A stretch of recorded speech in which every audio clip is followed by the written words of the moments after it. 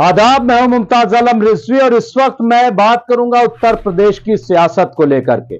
जी हां, आप संभल की स्टोरी देख रहे होंगे, आप और कुछ जगहों की स्टोरीज देख रहे होंगे जहां पे हिंदू मुस्लिम बातें हो रही हैं, क्योंकि कल जिस तरह से संभल जामा मस्जिद के जो कमेटी के सदर हैं जफर साहब, उनको अरेस्ट किया गया अचानक, उसको लेकर के काफी हंगामा रहा। लेकिन ये पर्दे के सामने की तस्वीर है, पर्दे के पीछे जो चल रहा है वो बहुत ही अहम है, बहुत ही इंपॉर्टेंट है, काबिले जिक्र है। बात यह है कि अब यूपी में कौन राज करेगा, योगी जी या फिर मौर्य?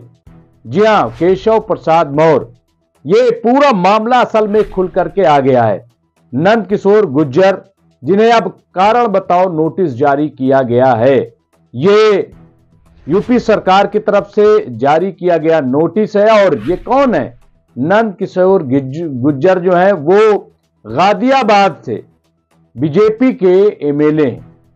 ये वही नंद किशोर गुर्जर हैं जिन्होंने दावा किया था कि हर रोज उत्तर प्रदेश में 50,000 गायें कटती हैं और सरकार खामोश तमाशाई है। जब समाजवादी पार्टी की सरकार थी तो हम एक शिकायत करते थे, फौरन कार्रवाई हो जाती थी, लेकिन योगी सरकार में कार्रवाई नहीं होती। ऑफिसर पर भी इन्होंने इल्जामात आयद किए थे। तो ये पूरा मामला, और कई बार इसी तरीके से हमला किया गया पिछले दिनों। तो यहां तक नंद किशोर गुर्जर ने कह दिया, एक इंटरव्यू में बहुत बड़ी बात कही, कहा कि हमें जिस तरह से टॉर्चर किया जा रहा है, याद रखिए कि हम असल में गुर्जर हैं, हम राजपूत हैं, हम रोने वाले नहीं हैं। ये दरअसल उन्होंने इशारा किया था योगी आदित्यनाथ की तरफ, कि जो पार्लियामेंट में फूट फूट करके रोए थे। ये आप देखिए पूरा मामला क्या। अभी पिछले दिनों राम कथा थी, राम कथा में वहां के अफसरान ने इनके साथ हाथापाई की, इनका कुर्ता फट गया, फिर ये नंगे पैर। अब इन्होंने ये तय किया है कि उस वक्त तक हम कुर्ता, फटा ही कुर्ता पहने रहेंगे, नंगे पैर रहेंगे, कि जब तक अफसरान के खिलाफ कार्रवाई नहीं होती। अब जब राम कथा थी तो उसमें आप देखिए कि कौन वहां पे आए थे, केशव प्रसाद मौर्य, जो कि उप मुख्यमंत्री उत्तर प्रदेश के। उन्होंने यकीन दहानी कराई और ये कहा इनसे, नंद किशोर गुर्जर से यकीन दहानी कराई कि अफसरान के खिलाफ कार्रवाई की जाएगी। तो ये पूरा पैटर्न आप इसको समझिए। यही नहीं, बल्कि बीजेपी के एक एमएलए ने अभी 4 रोज पहले एक बयान दिया था खुले मन से कि अब मैं मन की बात अपने कर रहा हूं कि योगी जी को दिल्ली चले जाना चाहिए और अब केशव प्रसाद मौर्य को यूपी सौंप देना चाहिए। यह बात भी सामने आई है। लेकिन बात यहीं पर खत्म नहीं होती है। अगर आप देखेंगे तो ऐसी खबरें चलाई जा रही हैं कि नंद किशोर गुर्जर जैसे न जाने कितने एमएलए हैं जो योगी आदित्यनाथ सरकार से खुश नहीं हैं, वो बदलाव चाहते हैं। अब ये बात अलग है कि नंद किशोर गुर्जर खुल करके बोल रहे हैं, ऐसा कहा जा रहा है, बाकी नहीं बोल रहे हैं। लेकिन दूसरी तरफ ये भी दबाव है कि अगर कोई जबान खोलेगा, कोई बोलेगा, तो जिस तरह से कारण बताओ नोटिस जारी किया गया है नंद किशोर गुर्जर को, दूसरों के खिलाफ भी इस तरह से कार्रवाई होगी। लेकिन देखिए ये इतना आसान नहीं है।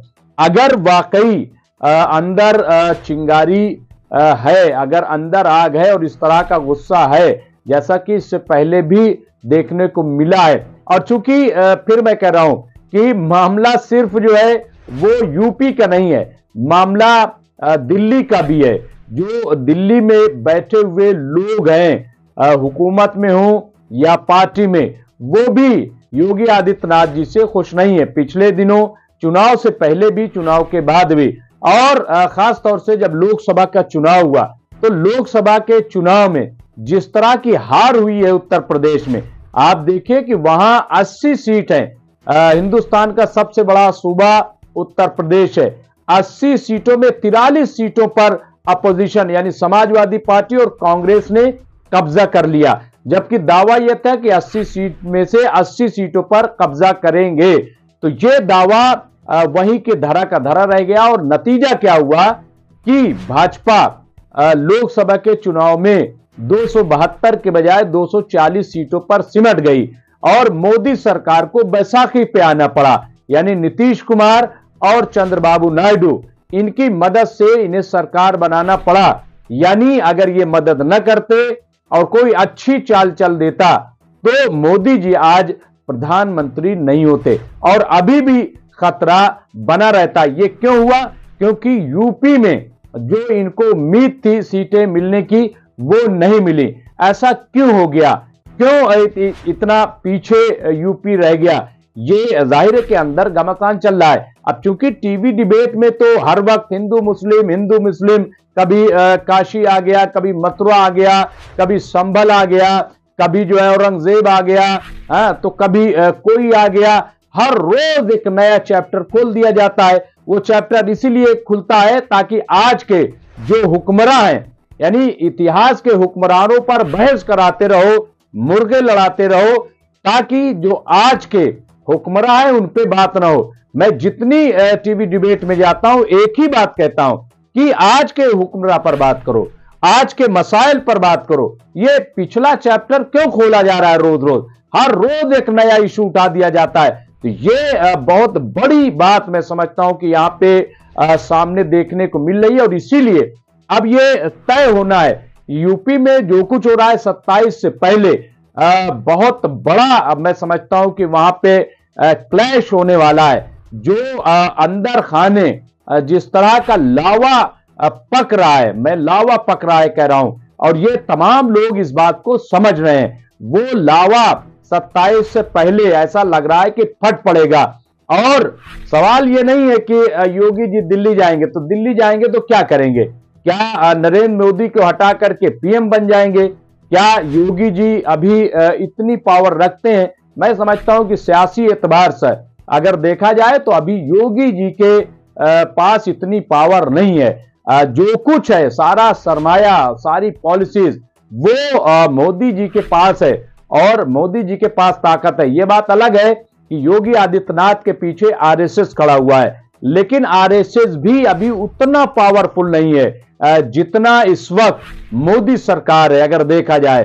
क्योंकि पूरा कॉरपोरेट, पूरा सब कुछ सरमाया इस वक्त अगर किसी के हाथ में है तो वो मोदी जी के पास है।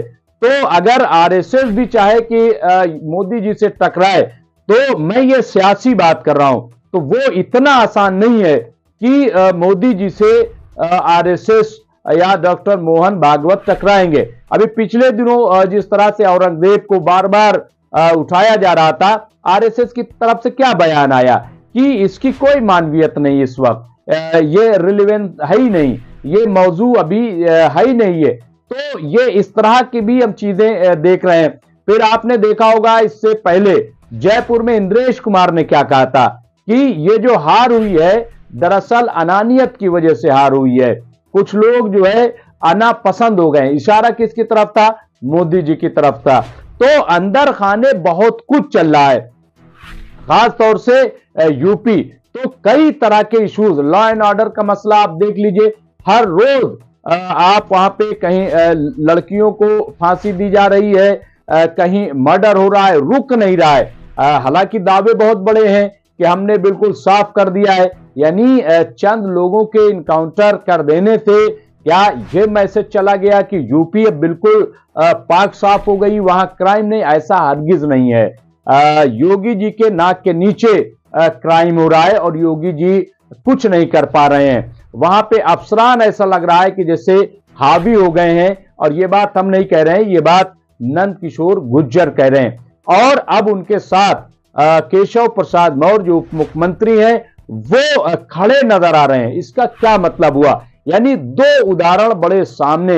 एक पिछले दिनों जिस तरह से बीजेपी के एक एमएलए ने कहा, वो आप देख सकते हैं कि अब योगी जी को दिल्ली चले जाना चाहिए और केशव प्रसाद मौर्य को यूपी संभाल लेनी चाहिए, यानी उन्हें मुख्यमंत्री बनकर के आना चाहिए। अच्छा, ये बात आप 22 के इलेक्शन से पहले भी बहुत जोर शोर से उठी थी, लेकिन हुआ ये कि 22 में केशव प्रसाद मौर्य हार गए जब वो हार गए इलेक्शन तो जाहिर है कि बड़ी उनकी सुर्खी हुई।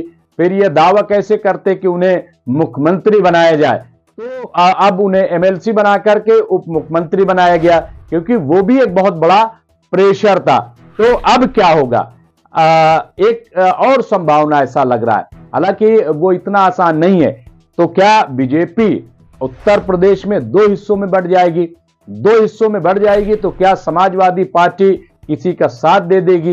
ये थोड़ा से मतलब आसान नहीं है ये कहना, लेकिन सियासत में तो कुछ भी हो सकता है। कई बार जो है अखिलेश यादव ने कहा भी था कि लाओ 100 एमएलए, हम समर्थन देने के लिए तैयार हैं।